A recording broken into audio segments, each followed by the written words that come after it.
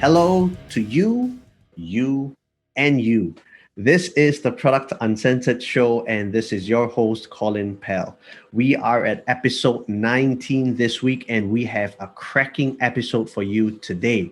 Now, there are four very important things that I need to run through with you, especially if you are new. So, this is the 1 minute rundown of the Product Uncensored show.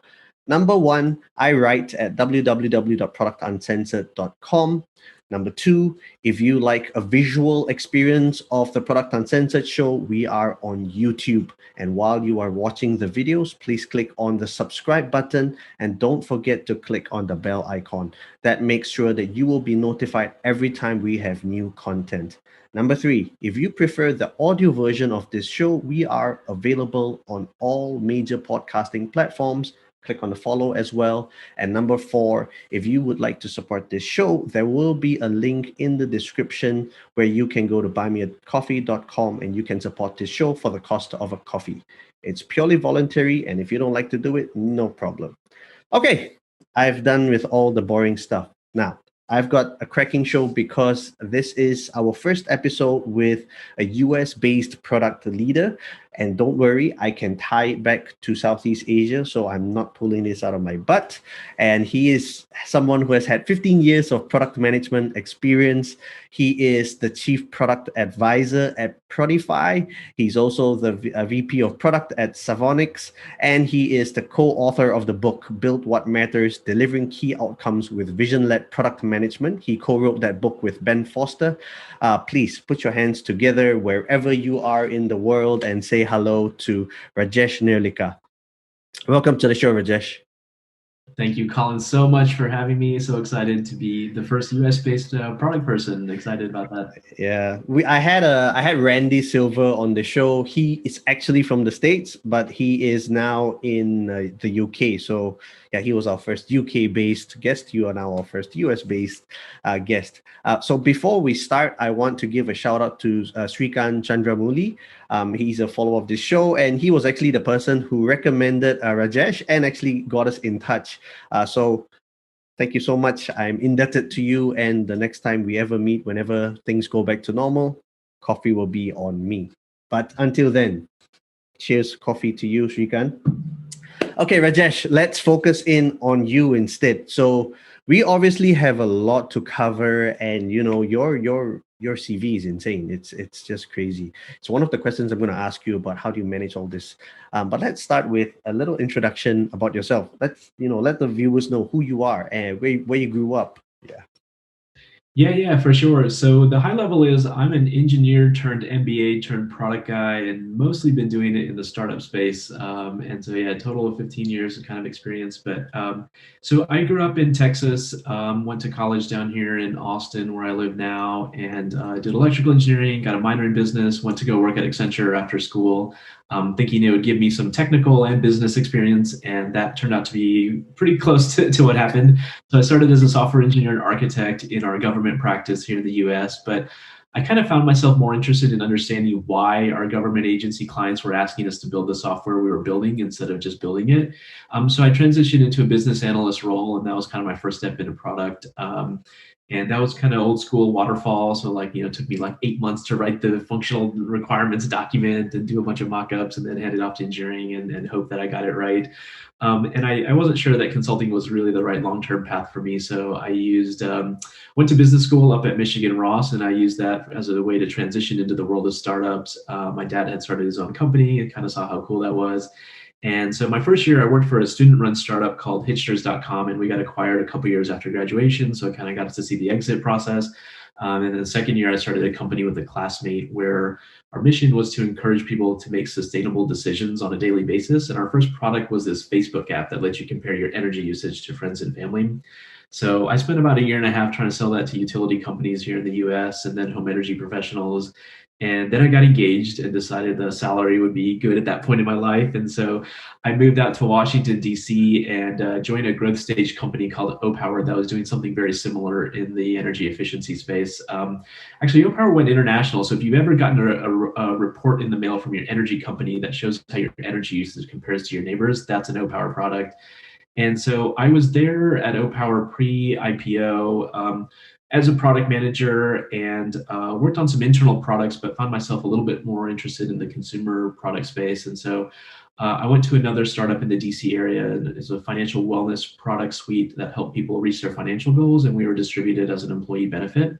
Was there for about a year as a senior product manager, and we got acquired by one of our investors, Morningstar, out in Chicago, about a year after I joined. So I ran the product team after the acquisition, and then I moved to Chicago for a couple of years to take over a couple of additional kind of workplace benefit products to robo-advisors. And so spent those 2 years managing a $40 million portfolio with a team of about 20 people. So that was product managers, product operations, and technical project managers. But when I got to Morningstar, I kind of almost immediately missed the startup world. And so I started advising companies on the side. And I really enjoyed it. And so we moved down to Austin about 3 years ago to be closer to friends and family. And so I decided to leave Morningstar then, and I reached out to Ben Foster, who's my co-author, and he was the VP of product and design when I was at O-Power, and had kind of pretty much retired the day of the IPO, and started doing some advisory and coaching work to kind of just to give back to the DC tech community. And so I knew he had been doing it for a while, so I just reached out and kind of asked him how he got started, maybe trying to see if he might need some help, because I really thought it might be a cool like full-time gig, and just happened to be really good timing. So he was thinking about joining one of his clients full-time as a chief product officer, which he ended up doing. Then I took over the advisory practice about 3 years ago. And so that was kind of like how I got to Prodify. And over the past like 6 years, we've worked with about 70 companies, and there's kind of three big buckets that we help them with. The biggest one is vision and strategy. So where's your product headed? How are you going to get there? Why would your product win in the market? And the second big bucket is product team development. So we help companies hire product people, whether it's an executive or a senior product manager, which is often the first hire at a startup. And then we do a lot of coaching, all the way from individual contributors to executives to entire product teams.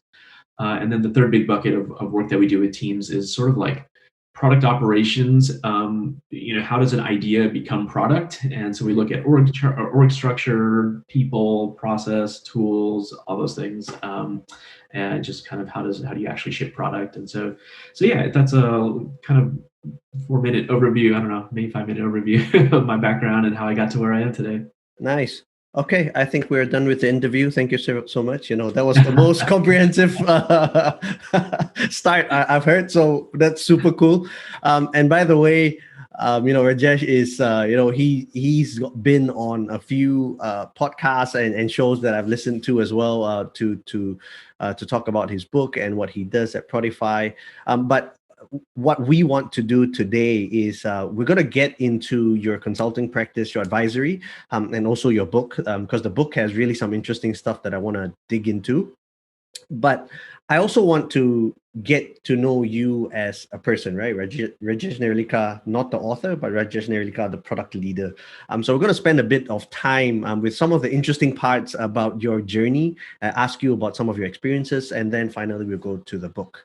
So the first thing I want to start off with is that you had your first product break at hitsters.com, right? Can you tell me, was that something that you co-founded, or is that an organization that you joined? I joined, it was run by a second-year MBA when I got to Michigan, and I just knew, I went to Michigan specifically for the entrepreneurial programs and sort of event and like programming. And so as soon as I got to campus, there was a pitch event, and Jason Lin, the founder, was like, hey, I'm looking for some people to help me with this online ride-sharing service. So this was well before Uber and Lyft. What we did was very niche. If you landed in an airport in New York, we would help connect you. We would get you into like a black car, which is like just a lot more convenient than waiting in a taxi line. But we matched people who landed at the same time and who were going to the same neighborhoods. And so you basically said, I'm landing on this flight, this at this time, and this is where I'm headed. And we tried to connect you. And when we connected you, I think we sent a text message to each other, and then you could say like try to find each other, and then we would connect you with a driver.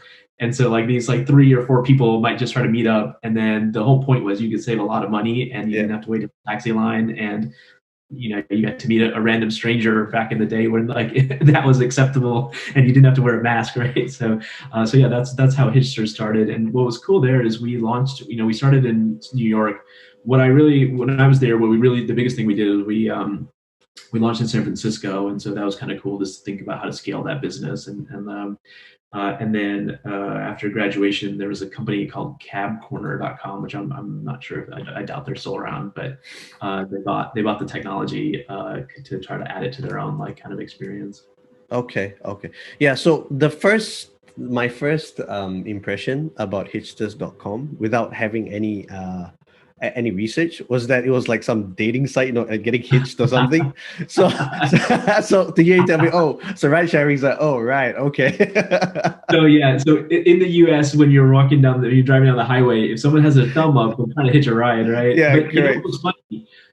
We went to Jason was on the like Today Show, I think, and everyone was like, "Why don't you turn this into a dating like product where you can try to meet someone and you at least know?" And then it just raised a lot of security concerns because everyone was like, "Yeah, but then they know kind of I'm probably going to my house when I get back from the airport, and now this person knows where I live." And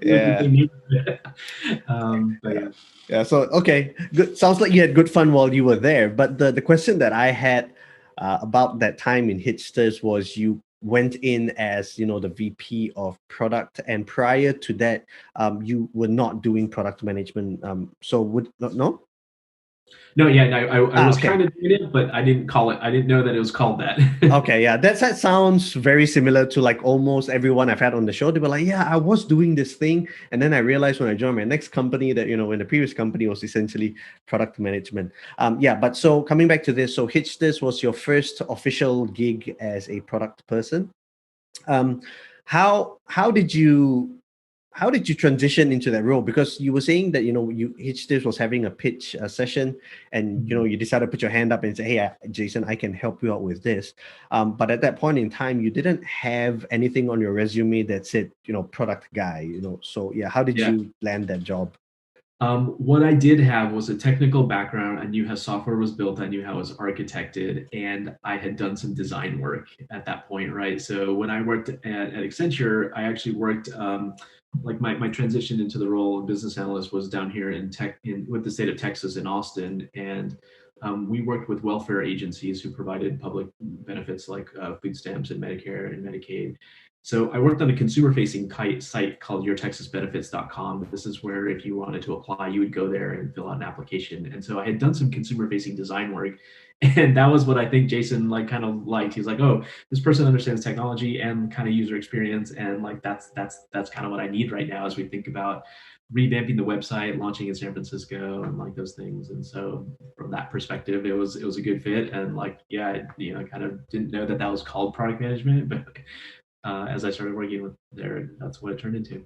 Okay. So yeah, so the very interesting part about what you just said, right? So who decided on the title, VP of product? Because you said you didn't realize you were doing product, but you were doing it. So yeah. So who decided so on the? I did as I realized that was what I was actually doing. And Right. and what happened, Colin? Like that was not a role I really knew about until I got to Michigan, and then I learned about it, and I was like, oh, this is like probably what I want to do after school. And so I was like, man, it'd be really good to have this on my resume now, and then I could have something to talk about during interviews and things like that. And I knew I didn't want to go back to kind of work for a big company, so I did a lot of self-directed kind of career search stuff when I was in school. Mostly talk to startups. And so it was always helpful to have been a product person at a startup to have the stories to talk about and things. Yeah, I definitely agree. I lean towards personally the smaller space as well, Yeah. simply because, well, my personal preference is that you get more things done. My experience in the big companies was I found myself spending a lot of time trying to convince people, presentation decks and stuff. And I just wanted more to be, just be able to push things through. So that's my bias towards the smaller startups. So what's your bias towards, why smaller startups? 100%. I think what I find at the larger organizations is you spend a lot more time on sort of like organizational change and sort of like the process than you do in just building kind of the things that are most important to users, and it turns into like a, I think one of the things that we kind of talk about in the book as well is like there's a bunch of layers of installation that build up at larger organizations between the product teams and the users and the customers. It's like, oh, you have account management and sales, and don't talk to those people because they're, that's one of our key accounts. Like, and so I think that's another thing, right? In a smaller startup kind of organization, there's like there is no, there's one person who's probably doing account management, sales, and probably product management as well, right? And it's like that person sees their customer and users probably every day, or they talk to them regularly, and so it's like there's a much more direct line of communication. Okay. And so when you, by the time Hitsters got acquired for the technology, was the team bigger than just one person in the product team? Yeah, but actually, so that it happened a couple years after graduation. In fact, I think almost all of us had kind of gone on to other jobs at that point. And Right. I think Jason had actually gone on to another job as well, and so I think it just happened to be good timing that we had kind of built something that was interesting. It was pretty new. Like honestly, I mean, Uber and Lyft really didn't even. I don't think they had maybe had just been starting, and so like this concept of like ride shares just didn't exist at that time. But Okay. So which job was the first job where you started doing line management, like people management in a product team? Yeah, so I think it probably was Morningstar as I stepped into a director of workplace products at Morningstar, Mhm. and so I think I had 5 direct reports and a team of kind of indirect, about 20 people, and so yeah, that was the first role. So what was that? Yeah, I guess So it was maybe tell. So the part that I'm interested to find out is, so how was that transition like for you? Because by that time, you had worked at O Power as a product manager. You had been at then at Hello Wallet, and then got acquired, and then suddenly yeah. you're thrust into this product leadership role. How was it like? Yeah, well, I wanted it. I was ready for it. I felt like I had done a lot as like an individual contributor, and I was interested in sort of like more people management. It's a big transition, I think, for in any function, honestly. But Mm, for us in product, the big change was I just never, I didn't have my sleeves rolled up, like writing user stories or like sketching mock-ups and trying to talk to design about what I think could be the right solution for us for a set of user problems, and going to sprint planning and like doing all that stuff. Like, I just wasn't as involved, and so that was a little bit of a transition. But I really enjoyed it. I obviously felt like I had great people on my team, and they were sharp. They were always curious, and I felt like they really stepped in and kind of took over. And I had to hand off a bunch of the teams I was working with, and mhm. I think felt like that transition went well. One of the things that was interesting for me though was, Morningstar acquired us and we were in DC, but Yeah. Morningstar is in Chicago. So when I moved to Chicago, I had a team in DC and a team in Chicago. And one of the challenges there, especially in the product space, is a lot of how your success in a product management role is your collaboration, especially with engineering and design, right? And so, what was tricky was I wasn't able to sort of see how that was going inside of the DC office, and so at best, what I ended up doing was, I'd go back once a month and just kind of be there for a couple days, and I just sit in the office and just like I used to, and that was great. But to be honest, like Slack was probably one of the best things that could have happened because we had just started using it, and I could just see what the chatter was about in some of the more public Slack channels that was still the DC office, and so that was probably a pretty powerful use case from my perspective. I'm not the biggest Slack fan, but that was a good use case. Okay, so then now that you've mentioned that, I'm gonna put you in the spot. You're not the Yeah, yeah. biggest Slack fan, so which is your communication tool of choice? It's still email, but here's why. I think I don't know if I'm unique. I'm just really bad at multitasking, and I don't like the idea that there's something like I never download the desktop app. I get distracted really easily, and I find myself just like I would be wandering off, and then I lose focus. And so I spend I work pretty hard just to sort of like create my schedule so that I can focus on very specific things for blocks of hour and time during the day. Mhm. Um, and so I honestly, I just treat Slack like email now. Like when I check my email, I go into Slack and see if there's anything interesting. And so it's not really a real time channel for me. Yeah, I think it's true though that nowadays everything is so right now, so immediate that the cost is the ability to really do deep thinking, and deep understanding of things. So folks up there, if you feel like Slack is just overload, and not just Slack, right? Teams or whatever tool that you're using is overload. I think Rajesh has just given you a very good way to go around it. Just don't check it. Don't install the desktop app. And then when you need to check your email, then you can check it together. I think that's really sound advice. Yeah, well, I'll tell you, what I add to it is I tell my teammates that I'm not the biggest Slack user. So then the expectation is set that they may or may not get a response immediately on Slack either. So Well, actually, from your peers and those you collaborate with, I think that's okay, right? The challenge is usually if you have stakeholders who literally live on Slack, and they're always pinging you ideas and telling you about this problem, or suddenly having, lack of a better word, brain farts in the middle of the night, and then they message you and expect a reply. I think that's the part that's really hard to handle, isn't yeah. Yeah, it really is. And I think those are some of those tipping point moments where you realize like a startup needs a more formal process for things like this, which is like you feel like you get hit up in every direction. And then it's, number one, it's hard to organize all the things you're hearing and just like, what do you put them in a Google Sheet or Doc or whatever, that's fine. But more importantly, you have to set the expectations of those stakeholders. Like, hey, there's like a time and a place where I will be willing to accept feedback because there's a lot of work that happens when feedback comes, right? I need to make sure that you're aware of what happened to the feedback. I don't want you to feel like it just went into a black hole and I just like take a bunch of like feedback and then don't do anything with it. Like I am doing stuff with it, but it takes me time to like actually process it and things. So I think those are the types of things where I've seen where I'm like, yeah, I think we do need like a little bit more of a formal process now. And like, it's not like don't go to overkill of like having to like create an entire ticketing system and meeting cadence or something like that. Maybe something lightweight. But I guess it comes with I don't like to use the word, but it just comes with the hustle of a startup, right? Because you're starting out, and where it's fun that you don't have, so much red tape and bureaucracy, the trade-off is that you're pretty much, you're wearing many hats, and pretty much, well, actually everyone in the company is probably wearing multiple hats. So yeah, I guess, and as you stabilize, I think that's where the processes come in a little bit. It's like, hey, we need to have, some boundaries, of what we can and cannot do, when we can do it not. Yeah. Very nice. Okay, so let's move on a little bit, because there's so much to cover. My gosh, like I said, your CV is it's burgeoning, and I have so many questions to ask.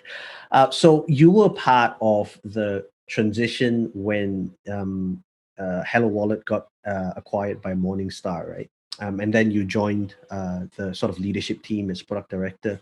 What is it like to be a product leader that when you get acquired? Yeah, because I think that's something that I haven't really had the opportunity to dive into with my guests, and I think that's one thing I want to find out from you.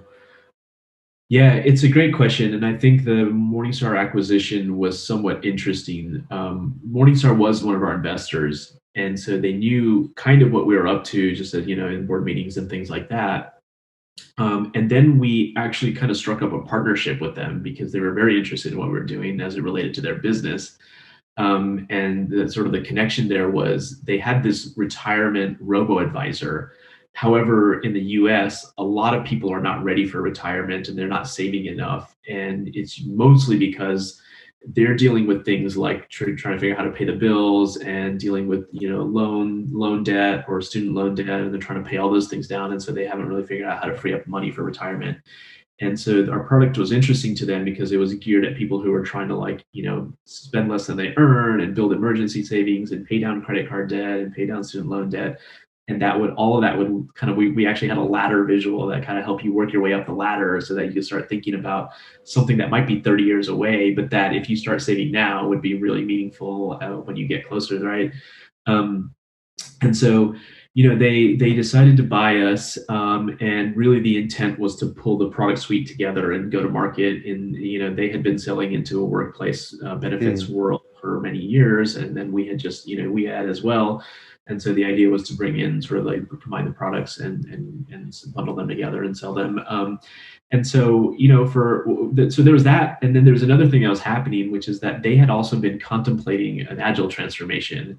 And so what was interesting is for literally for a year after the acquisition, not much actually changed. But every month, someone from Morningstar would come and sit in on our sprint planning or watch us like during our ceremonies, and they were all taking notes on sort of how we did things.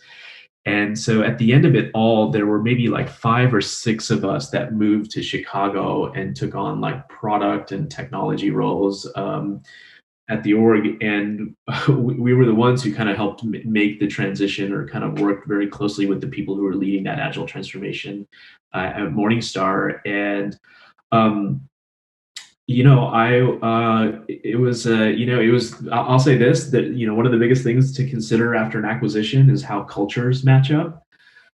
I've only been through one of these now, so I don't know, like I've got a data point of one. I felt the cultures were pretty good initially, and I think we were pretty closely aligned in the way that these companies ran and the kind of things that they valued.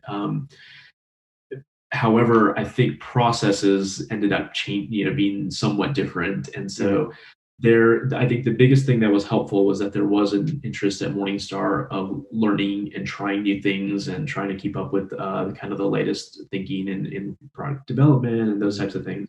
yeah. Hence the desired transition into an agile process. And so yeah, I was there for a couple of years, and so I kind of worked with our agile coaches, and I sat in on a few of the sessions and kind of watched how the teams that were Mm, working on my product suite were sort of evolving. But that was one big thing I'd say. The transition back into an enterprise organization. So that was the first time I'd really done product management at a slightly larger company. And like honestly, Morningstar is not even that big of a company. It was like 4,000 people by the time I joined, like globally. But it still was so drastically different from like a startup of 50 people that it felt big. And we did mm, have a lot of like, there were a lot of processes. So that was kind of an adjustment as well. yeah. Is sort of like how big picture decisions got made and or how long it took for big picture decisions to get made. Yeah. So, But what about in terms of the product, like the direction of the company, the vision, right? Because you were saying that yeah, Morningstar was in the company benefit space, and Hello Wallet was slightly different. So suddenly you're thrust into having to kind of gel what you had prior and sort of make it work. And I can only assume that that would not be the easiest task to do, right? So yeah, that's the part I'm also trying to understand. And also in terms of, probably, and I don't know, you tell me whether I'm on the right track here. But when you join, when you're acquired and you need to merge product managers from two different companies, the styles are different, practices, values. Yeah, so yeah, that's the part that I find just incredibly mind blowing. yeah. Well, kind of your first question around, well, what if we were headed down two different paths and how do you kind of converge afterwards? I'd say that was one thing that was pretty good with Hello Wallet and Morningstar. So we were also a workplace benefit, and we sold to HR departments who offered our financial wellness products to their employees. Um, I think we had a good common vision. I talked about it in the book, but it was actually really cool. I thought it would be so powerful. However, I think our time horizon, just like, I don't think we had properly estimated it. I think it was like a 10-year vision, but we were like talking about it like it was a 3-year vision or a 5-year vision.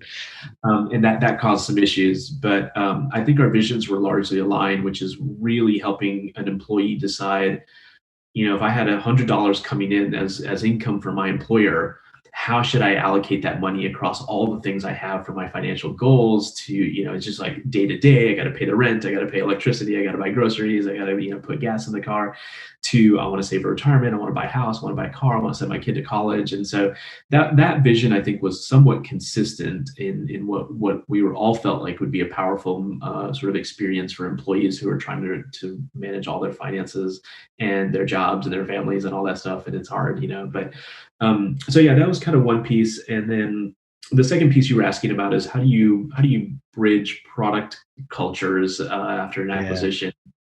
So this was it was not easy. I'll say that I did my best to observe. Obviously, I knew what Hello Wallet, how we did product, and sort of what I felt we were pretty good at.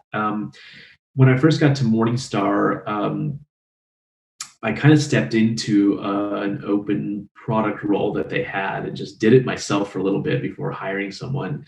And so that gave me a chance to sort of observe a lot about how the team was operating. And I realized that they actually had some stuff that was going, like, it was different from how we did it, but they definitely had some things that were really good. And so, we did, I think we did monthly product team meetings across mornings, kind of across the Chicago and DC offices. So like kind of Start Hello Wallet. And so during those sessions, I would ask different product folks to share some case studies and learnings from different things that they were working on, so that there was a little bit of professional development that could happen across the different sort of like styles, so you could kind of learn from each other. We ended up, I kind of worked with my manager, and we ended up expanding this to what we called like a product guild at Morningstar, where all the product managers across the company, and there must have been about 100 of us or something across the world. We would get together and do exactly this. So we would kind of vote on a set of topics, and then we would do like a little bit of a case study, and someone would present their lessons learned. And some of that was like success, some of it was failure. Either way, it didn't matter, because it was a learning exercise, and it was an opportunity. And so I think that was one way I tried to sort of bridge the cultures and make sure that they all knew kind of how they did things. And sometimes we would geek out on process things, or like, pull up Jira tickets and like kind of talk about the differences between the two. But after an acquisition, if the team stays on, like, what you're really trying to do is help them get acclimated to the new environment, new culture. Is like, and for better or worse, you're going to probably take on the acquiring company's culture and values and stuff. And so I think what the biggest thing is, you just have to help understand what those are, help the team that got acquired sort of identify the gaps or the differences between how we used to operate and how this new company operates, and then like try to fill the gaps and get them assimilated. Okay. Yeah. So if I'm hearing you correctly, right, you probably have to live with like two product cultures for a while, observe, and then see, like you said, right, you've been acquired, so you're probably going to have to also understand how the acquiring company does things, and then see what you can sort of permeate to the team.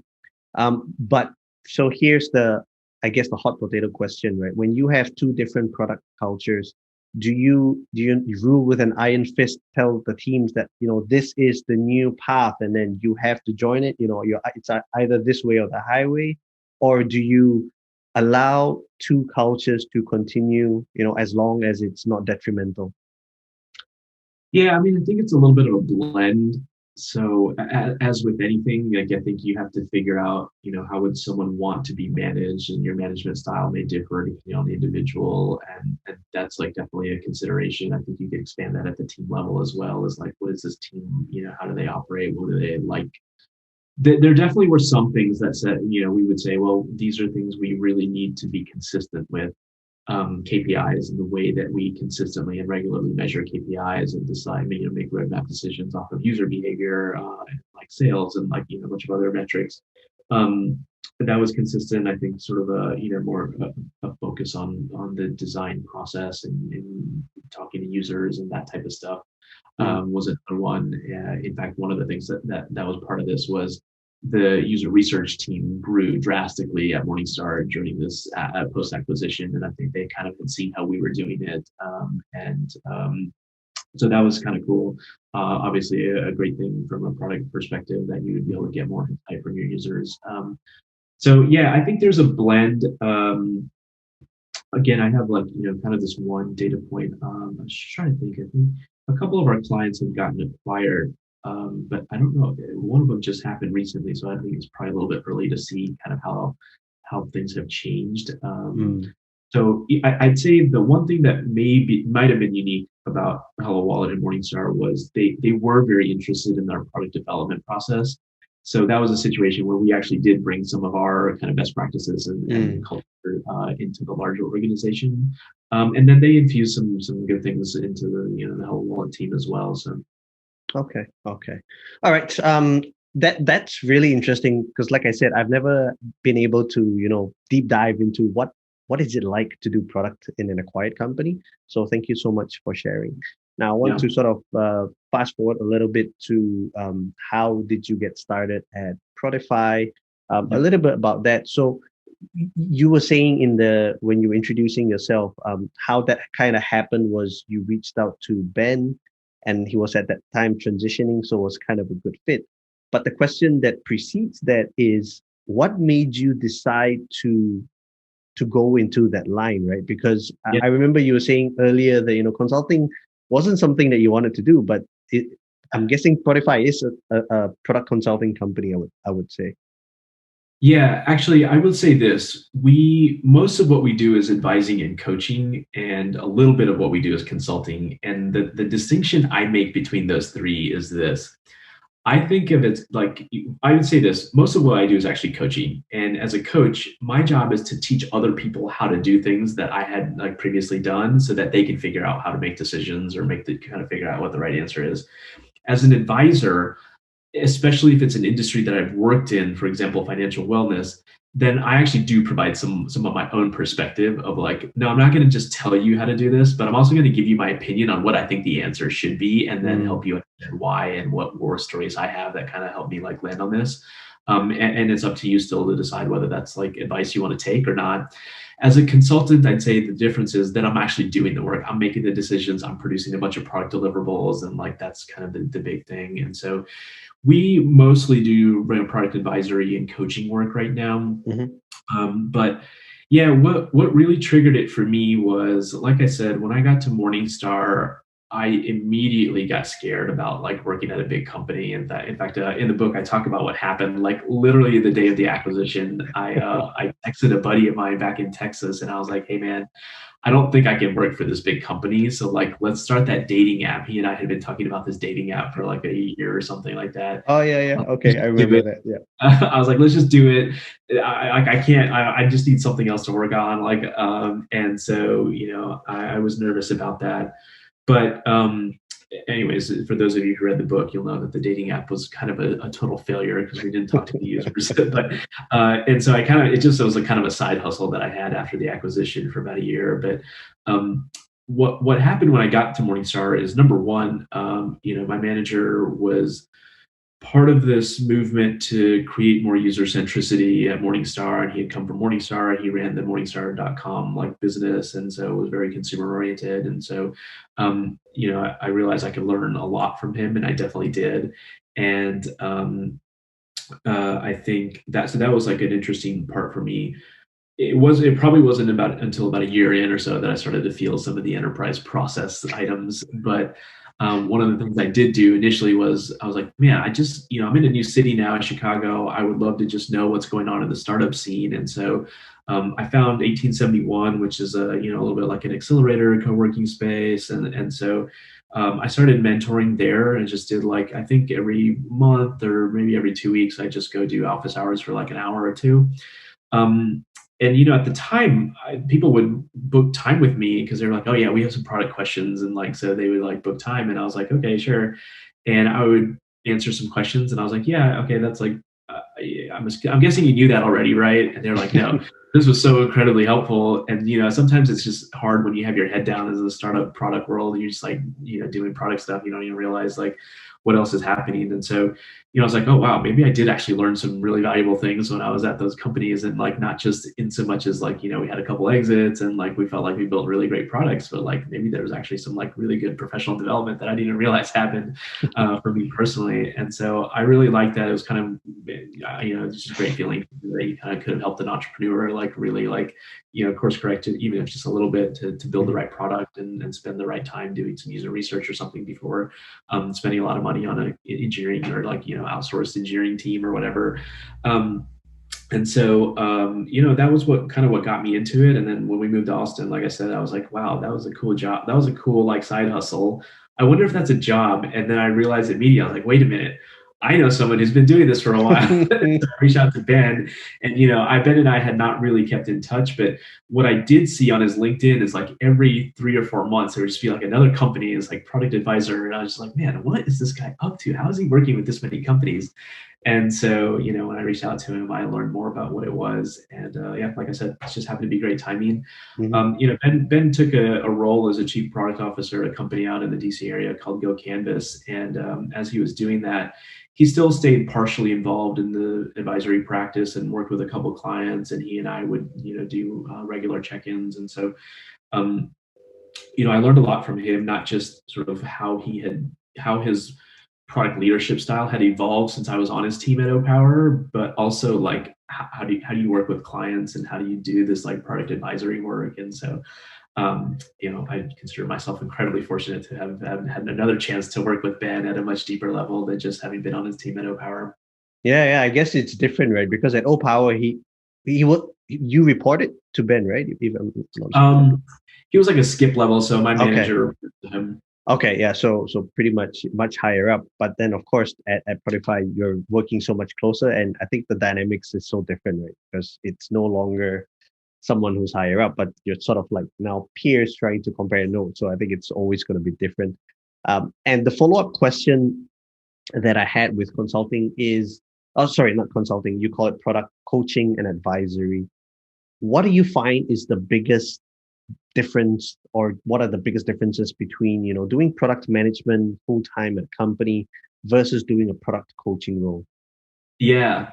So the biggest difference, and this is actually the thing that got me kind of out of consulting, it was like I just never felt a sense of ownership of the thing that got shipped, right? Is like, it's amazing, and I love coaching like product people and watching them grow as product managers and take on like complex problems and like get promoted and all those things. Like that's really meaningful for me to be part of. It's like probably the best part of this job. But I don't feel a sense of ownership with those products, right? Obviously, some of them I use, and I can see how the product is evolving. They demo things for me like often, but so that's kind of the biggest one. And so, like, I think I don't remember if we tied the kind of connected the dots back to Southeast Asia, but last year I started advising a company. They were Bay Area based, Savonix. We make digital cognitive testing products, and so we have a mobile app that can help you decide whether there might be some early signs of cognitive impairment. And our mission is to sort of eliminate dementia. But so I started advising them last year, and then I stepped into more of a consulting kind of interim VP of product role about a year ago. And so Srikanth and I worked together at Savonix. We do have a Singapore office, and that was the connection into sort of the Southeast Asia product community. That's how Srikanth connected us. Yeah, there you go, ladies and gentlemen. I didn't even have to do it. As a good product guy, he has already known that I'm going to go there, and he's helped to. No. I mean, actually, it's perfect. It's perfect.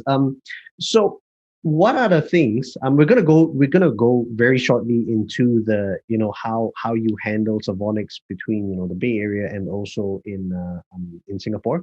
But the question that I wanted to just have another shot at in terms of your role as a product coach is how does a company know, or how does anyone know whether they need a product coach or product advisor versus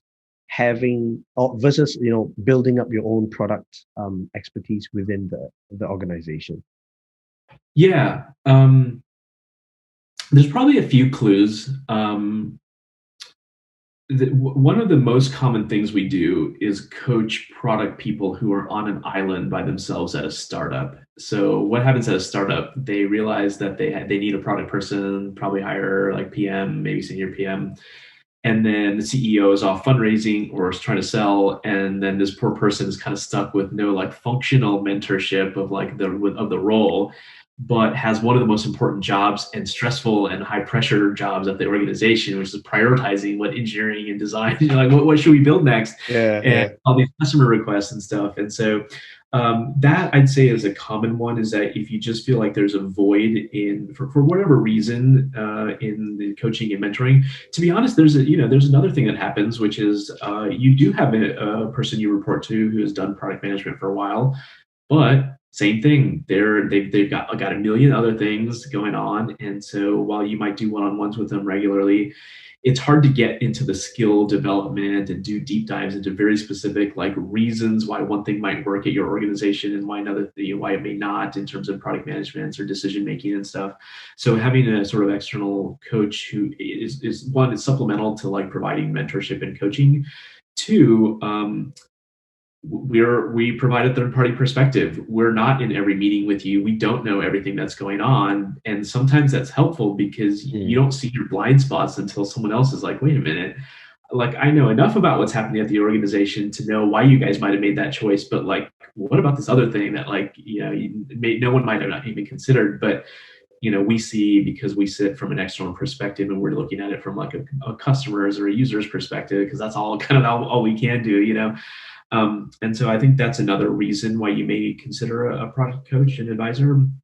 Mm. Um, there's another one, which is I'm not gonna lie, like there has been a time where I was like, should we just launch a service that's called like product therapy, and it's just a place for you to vent and just vent with somebody who knows what you're going through, who's been there, and can just listen and be like, yeah, I get it, it's bad, here's some tips if you want them, or happy to just listen. And so I think that's another scenario that we do see sometimes. And Yeah. sometimes just talking through some of these really tough product choices with someone else as a sounding board is like helpful. Yeah. Yeah, totally agree. I was just having a very similar conversation with a peer, I think last week, 2 weeks ago, about this very same topic about how people who are into product coaching, because product coaching, by the way, in Southeast Asia is not common, right? It's mostly you just get hired, you work for a company, and that's it. Maybe you do some training, so product coaching is not common, and the closest that we'll have is probably consulting. So that's probably it. So yeah, we were talking about it, and we're saying as well that I think Southeast Asia is ready for something like that. And exactly for that final point that you mentioned, for some people, it's just an outlet to rant, and then you can give them some constructive advice, or hey, when I was doing it, this is what I did, blah blah blah. So yeah, so very good. Now let's push it all along, and I want to go into your book. So you wrote a book with Ben Foster, and I want to make sure that I say the title right. Title of the book is "Build What Matters: Delivering Key Outcomes with Vision-Led Product Management." That's right. That's a really long title, but anyway. So you wrote it with Ben Foster, and my question is, why? What was the impetus to write a book? um, So it's kind of what every author would say, is that we just wanted to share what we had learned with the world. But the nuance here was, in the past 6 years, Ben and I have worked kind of officially with probably 70 companies or collectively at Prodify, and we've probably met 250. And what we started, Ben and I would geek out. We would do what I call like the world's smallest product summit. And like every 2 or 3 months, we would just get together and just talk shop. So we would talk about what clients were kind of facing. We talked about what situations like we were kind of dealing with, how Ben had done things in the past, how I had done stuff. And what we started realizing is that there was a lot of patterns that we were starting to see emerging from what these teams were struggling with. And as we thought about it, we were like, wow, actually all of our advice has sort of been consistent over the years. Like there's some themes to what we always recommend as well. Talk to your customers, measure the right things, think about where you're headed, make sure you're not just like, iterating for the sake of iteration, but that there's a sort of end state in mind. And so last year we packaged all those best practices up into what we called the vision-led product management framework. And then this year we decided to write a book so that you would have like all the resources right there in one place. And one of our goals with the book was to ensure that it didn't read like a textbook.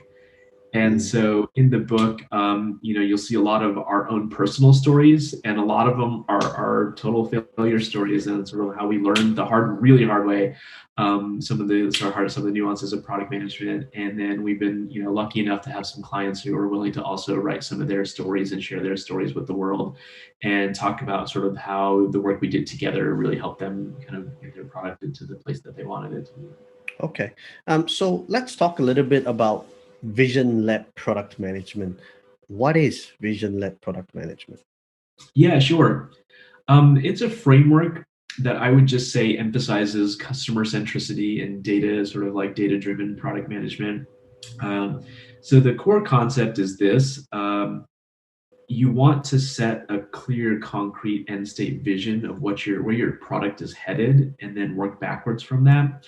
But the process to do so is not just starting with that end state vision. It's first and foremost identifying like who is the target persona audience, like whether it's a user or a customer, or in like, we work with a lot of B2B2C companies. It's like the buyer plus the user and that combination, like really nailing those down and understanding their goals and needs. And the first step we actually recommend is like, once you pick that target audience, pick the key outcome. And that key outcome is effectively a phrase that we use to say, what is the way that this person would measure the value of your product? Forget your internal metrics of revenue and NPS and MAUs. No individual user or customer cares about any of those.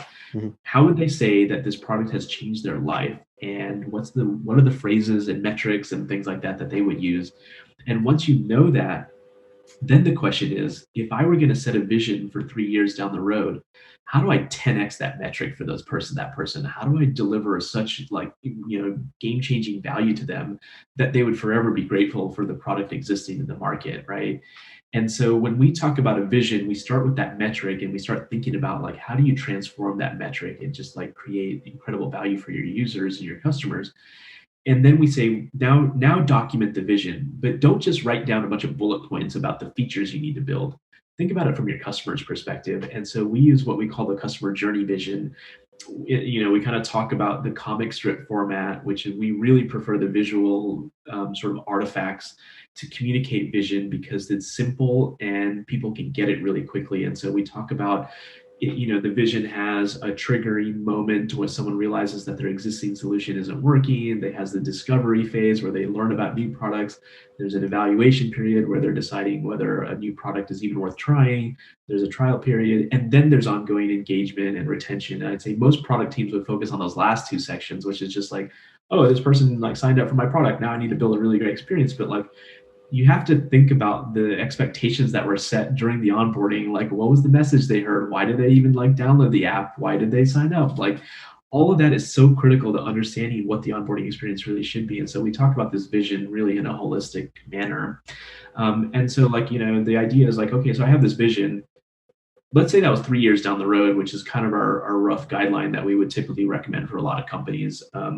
Then it's like, okay, how do you work backwards from that and do a gap analysis between what the product has today and what you need to have for that vision to come to life? And that's what we call the strategic plan. It's basically the multi-year roadmap, right? Mm-hmm. And then once you have that, there's still another issue, which is like most companies can't just dedicate 100% of their product development capacity to like the vision. You've got existing customers, you've got tech debt, you've got all this other stuff you have to deal with. And so we built a roadmap balancing framework to balance between three categories. So one, we call it innovation, iteration, and operation. And so innovation is progress toward the vision. Iteration is like modest tweaks to the existing product, conversion funnel optimization, A/B testing, those types of things. And then operation is basically the cost of operating a modern SaaS platform, right? Performance, security, uptime, cloud migrations, internal tooling, like all those things that eat up, they consume a lot of time, and you can't ignore them. And what we realize is that every product team is really juggling all three of those simultaneously. And so we just said what you should do is just set like a top-down allocation of like what percentage of our time do we feel like we should go into each of these three categories, and then prioritize the individual items that should go into each category. But start first with like, how much are we going to invest in innovation right now? Maybe we should invest a lot. Actually, maybe we shouldn't, because we found product market fit and we just need to like keep growing and scaling and milking this thing, you know? And so those are like kind of the core concepts of vision-led product management. Okay.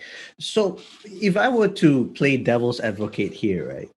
There are already frameworks out there that deal with that.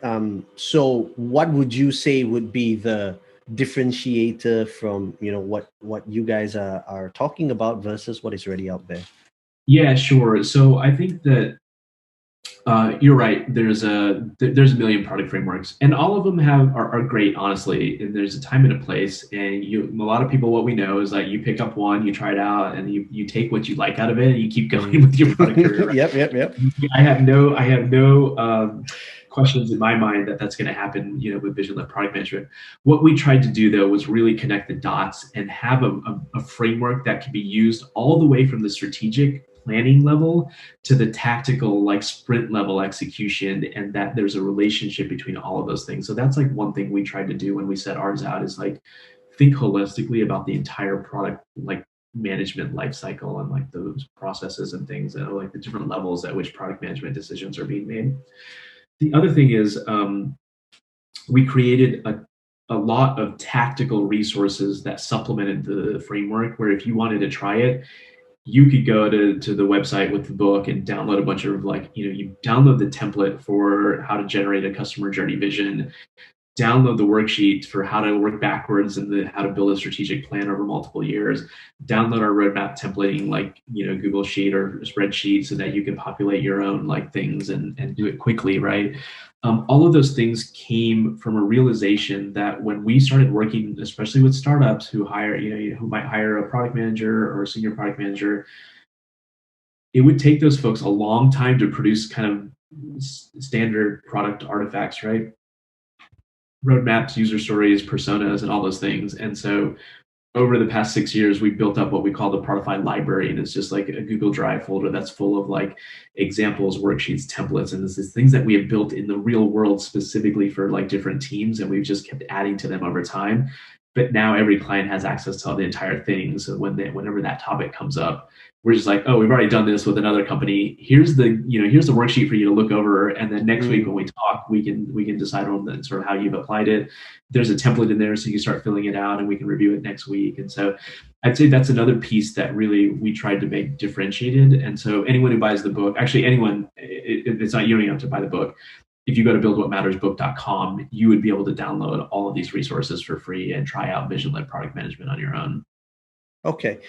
So it sounds like it's something that you were already doing at Prodify, and this is basically just writing a book to tell you, you know, the stories of how it's worked for other people and what was the genesis of some of the practices that you guys put together.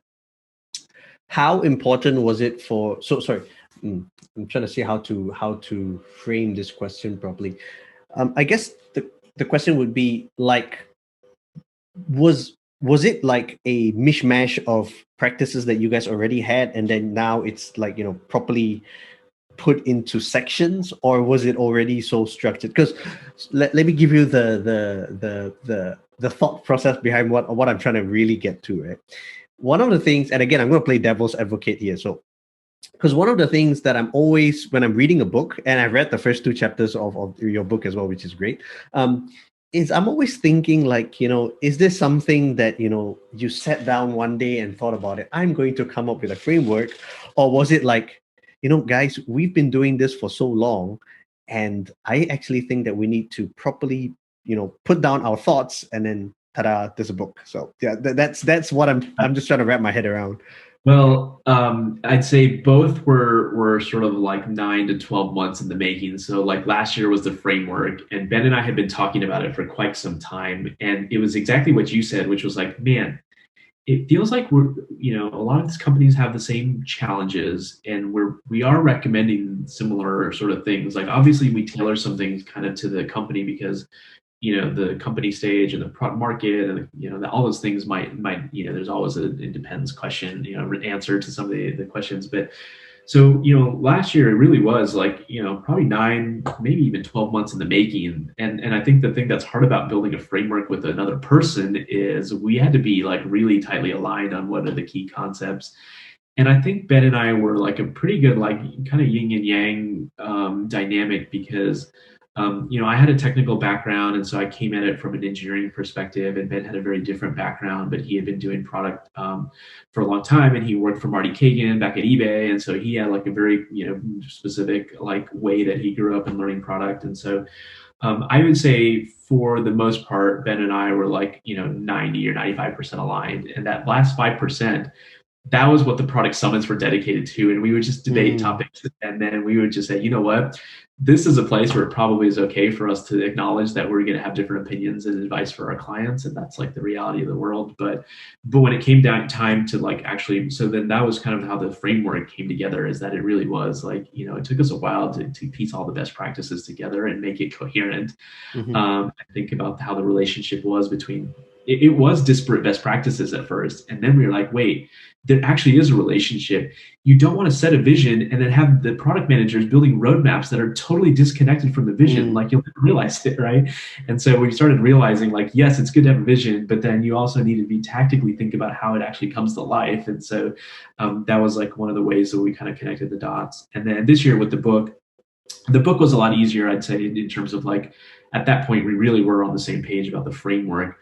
However, thinking about how to structure the book was a little bit sort of like tricky. And so we went through a few, no joke, there must have been like, we probably got up to like version 10 or 12 of our outline of the book over last winter over the holidays. And then we started writing it earlier this year. We basically started in January, but so that was a little bit more straightforward. But even thinking about like, how do you structure this and explain it, there was a little bit of effort there. Yeah. Okay. So would it be fair to say, so again, I'm still having my devil's advocate hat on, by the way, would it be fair to say that, whatever you've advocated in the book is something that's been validated by the work that you've done with previous clients, previous customers, and this is something that you can, hand on heart say that, this is not fluff that I pulled out from the cloud or something? 100%. It's all grounded in real world examples. And that was why we wanted to have the case studies in the book, so that some of the nuances of why we said these things and why we felt like they were best practices came out of our own war stories. I mean, I think, we were talking about this earlier, like product management is such, it's a new function, right? We're probably one of the youngest functions at any company these days. And very few people go to school for product management. And so what's the best way to learn? On the job training, 100%.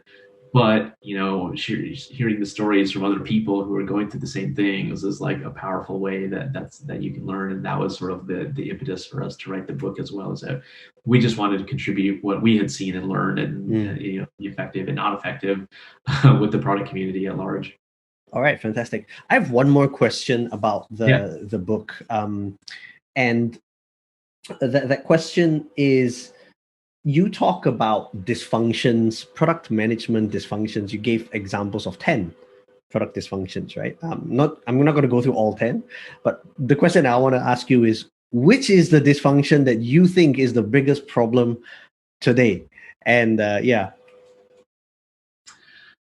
it's I think we called it number 2, the counting house. And it is an obsession with internal metrics. And it's kind of what I alluded to earlier, which is, everyone knows their product has to do something that has a dollar sign in front of it, right? You either need to grow top line revenue or expansions or cut costs or all of the above. And those are all great. Obviously, you can't have a business if you don't have revenue and customers and happy customers and like NPS and active users, and like all that stuff is good. However, if you buy into what gets measured gets managed, which I definitely do, then people's behavior is optimized to just make those numbers look good, right?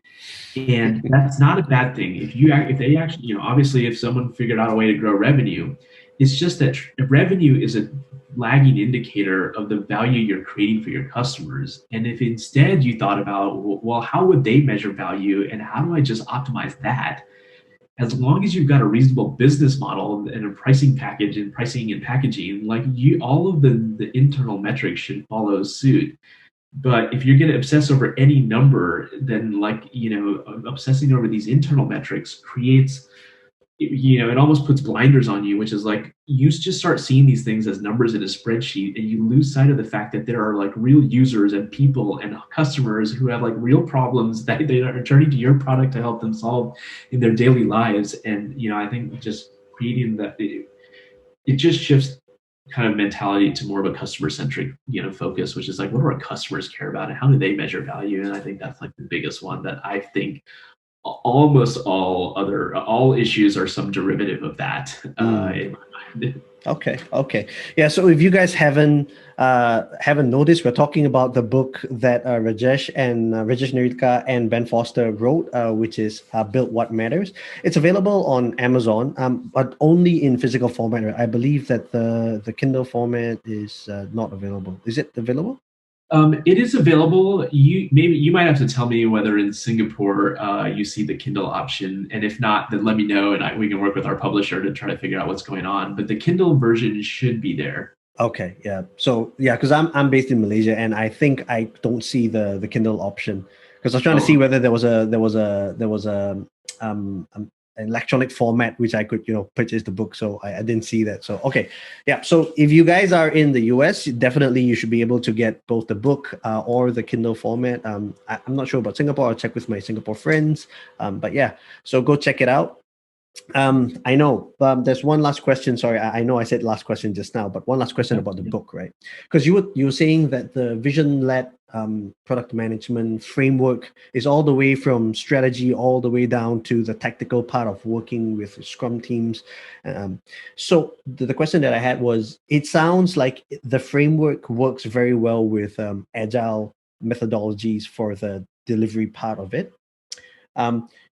What if the company is not? I know this sounds really left field, right? But I still know of companies who have product management teams who are still running on old school waterfall.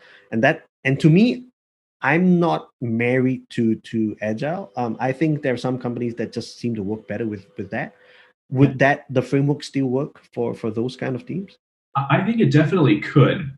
Right. Why do you use waterfall? It's because the deadline is kind of fixed and you have to get a bunch of stuff done. And so therefore you have to like lock the scope down so that the timeline, because that's what takes precedence. And so I think you could definitely use this framework with a waterfall model, because what we ask you to do is set a time horizon for your vision. And if that was like 3 years, well, nobody probably builds like 3-year plans, really, even in the waterfall sort of model. Like you might have a 12 or 18-month one though. And I think the framework still works because one of the things we ask you to do is create strategic milestones so that 3 years doesn't feel like 3 years, but that you can break it down into like annual milestones. And I think in that context, you can say, all right, in order for us to hit that 3-year like timeline, we have to have this thing done in the 1-year horizon, and that gets us one step closer to that end state vision. And so, look, if you have a 1-year horizon, now you got the deadline fixed. You have a rough sense of scope, or like what needs to be built, and you could cut like the actual experience, different user experiences, like slicing and dicing is like probably what most people would do.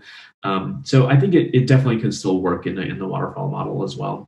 Okay. All right. Thank you. And that was the last question about the book. Okay. Yeah. So I got a little bit more that I want to cover. I hope you've got a bit more time.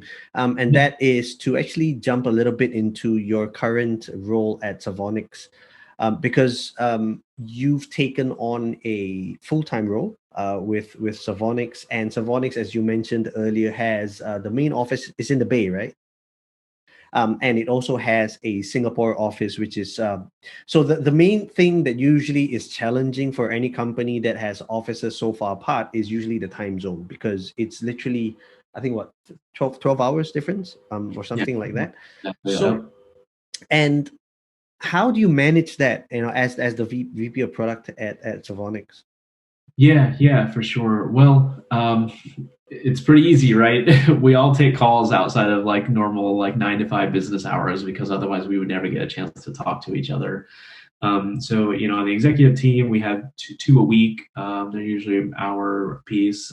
So for me, it kind of happens like around dinner time here in Texas. And with our product development teams, also two a week. So we have a team, actually our engineering team's in Russia, which is another time zone that we add into the mix. Oh, wow. And so we do twice a week, kind of like real time check ins. And then Mm, obviously, as you might imagine, we use a lot of collaborative tools outside of that, Slack, Google Docs, Confluence, Jira, all those things. To make sure that product engineering and design are kind of on the same page during the sprints. okay. So, yeah. All right. And going along that same school of train of thought is, what do you think are the what is the biggest benefit of working in this mode where you have multiple offices, multiple time zones, and what is the biggest sacrifice that you're making working in that way as well? Yeah. So I think the biggest benefit, like by far, is just like you get a global perspective on people and product. And actually, that is super critical for us at Savonix because dementia is not like a US thing. Yeah. The explosion of dementia cases is a global issue and that we're going to face in the next 10 years. And, um, I've learned so much about how different cultures think about, cognitive health. And in some places, it's much more common that people will talk about it, and there's a lot of products related to sort of brain health. Japan like being an example, versus here in the U.S. I think there's still a lot of stigma around mental health and things like that, and I think it's getting better, but there's still a long way to go. And so that's probably by far the best part is, and we do have clients all over the world, and so Mm. therefore we do need to have like a global organization. Yeah, obviously the downside is there is like a work life balance question that comes up. It's just there's some nights where I'm just like done with dinner and I'm like, all right, yeah, I'll see you later, and like the kids, my wife puts the kids to bed, and so I think there's a sort of that work life balance. I feel like we do a good job of trying to like make sure that there's sometimes what we'll do is we'll just stack up one night and say like, okay, now there's gonna be two meetings on this night instead of just one, so that at least like it's not like one every day where you just feel like Mm. every day there's like a meeting. So I think it's definitely doable and possible. There's some trade-offs, but yeah, it's like I think you definitely get that global perspective. Okay. Now, final question about Savonix and working with multiple teams is, so with COVID happening now, like we're seeing Europe go back into a second lockdown. In Malaysia, some states have gone back into a semi-lockdown, which means people are working from home. More and more, we're seeing companies think about the workplace and specifically to product management. How do you do it remotely? Now, not so long ago, I remember, the giants in the product space, the thinkers, they were all huge on, co-location and how, you can't really do it. And I think because of COVID, we're forced to revisit that school of thought, and think about how to make it work, because now it's no longer something of a preference, but it's something of a must. So what experience or what advice would you have about, companies or product leaders who have to manage, product teams, that are across time zones and across geographies? Yeah, I mean, I think I guess the biggest piece of advice is like, talk to your teams and see how they're doing with this. Some of them may have adopted relatively quickly, and some of them may have not. I think the other thing to think about is like, what was the most effective part of being co-located? I'll be honest, like not having a whiteboard, even though Zoom has a whiteboard feature, is like, every day I'm like, man, if I just had a whiteboard, this would be like so easy to explain because I could like sketch it real quick. So I think but then now there's all these other tools that have come up, right? Miro and like that like let you have like just like canvases to draw on that are collaborative and things like that.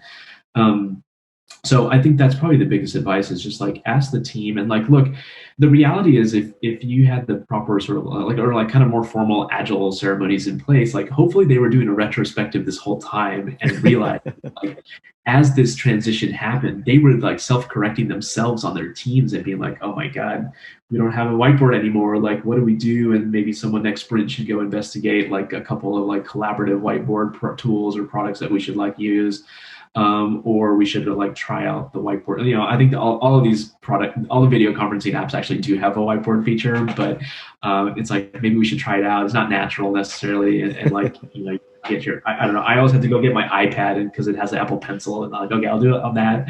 And now I'm in the meeting like twice and stuff. So, I think that's the number one thing. And two is like for the product leaders in particular, if you need to check on your team's like sort of like mental wellness because we know that COVID has just taken a toll in so many dimensions on people, whether it's like for us, it was like we were the childcare solution in our family for like 6 months by ourselves, but we both were still trying to work, and that was like stressful and painful.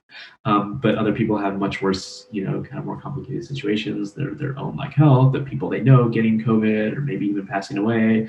For me, my wife and I had worked from home for years, and so this was like no big deal. But I think a really big one is, double check on how many hours people are putting in these days, because one of the hardest transitions for me when I started working from home was knowing how to turn it off and just realize that even though I'm inside of the same building, I need to switch modes from like work mode to like personal life mode. And like, for me, it was small things. Like I would just close the lid to the laptop, and that was a signal to my mind that like work is over. Sometimes I'll leave my phone in the other room and just like be with the kids or whatever, right? And so I think that's another kind of thought I had, which is just like a lot of people I think are struggling, and they're working a lot more than they used to. The commute is gone, so that might be an extra 2 hours a day for some people. And then it's kind of hard to turn it off. You got your laptop on the dining room table, or it's on the sofa, and like, hey, the kids are whatever. It's like, oh, I'll just go back to work. I'll just check email for like 10 minutes and then turn like an hour later. I just have to reply that email, and then next thing you know, you've been sitting there for 2 hours. So yes, exactly. So yeah, I don't know. Those are some of my advice for product folks who are now managing people in remote teams. Thank you. I think that's important advice as well. Yeah. So for those of you who are, having to adapt to this new norm because of COVID, take the advice that Rajesh is talking about. I think it's really, really helpful. Thank you so much for that. Now we can get to the last part of the show, which is your song selection. And I like the song selection, so I'll let you do the honors of talking us through it. Yeah, that's right. I picked "Glorious" by Macklemore. This is just one of those upbeat songs. Like anytime I hear, I think it's on my running playlist because it just gets me going. It's just an upbeat song, and I don't know if you watched the video, but it's I did. He's like he goes. It's like his grandma's 100th birthday or great grandma's like 100th birthday, and he just takes her like all over town. So it was just it's just one of those upbeat songs. I like him as like kind of an artist, and so that was it. Yeah, that was the song I picked. Yeah, so the trivia for that is that song came out 3 years ago, and he did. I think it was his grandmother, right, who was 100 years old. And so obviously for me, I don't know much about Macklemore if I'm being honest. So when you said that was a song you chose, I obviously went and checked it out. I actually found out that his grandmother is still alive. So she's 103 this year, and she's still alive. I was like, wow. So I guess I'm not surprised after I saw her in that video. I was like, wow, she's like so active, and like he did so many things with her that day. Yeah, exactly. It was just great. Yeah. Insane. So yeah, for those of you who are interested, like what Rajesh says, it's a very upbeat song. It's a fun song. The video itself is funny as well. I enjoyed watching it. My favorite part was where he took her to throw eggs at the house. I thought that was amazing. So that's a song, Macklemore, featuring Skylar Grey. Song is called "Glorious." And on that note, it's been a glorious session with you, Rajesh. Pardon the pun, I just had to.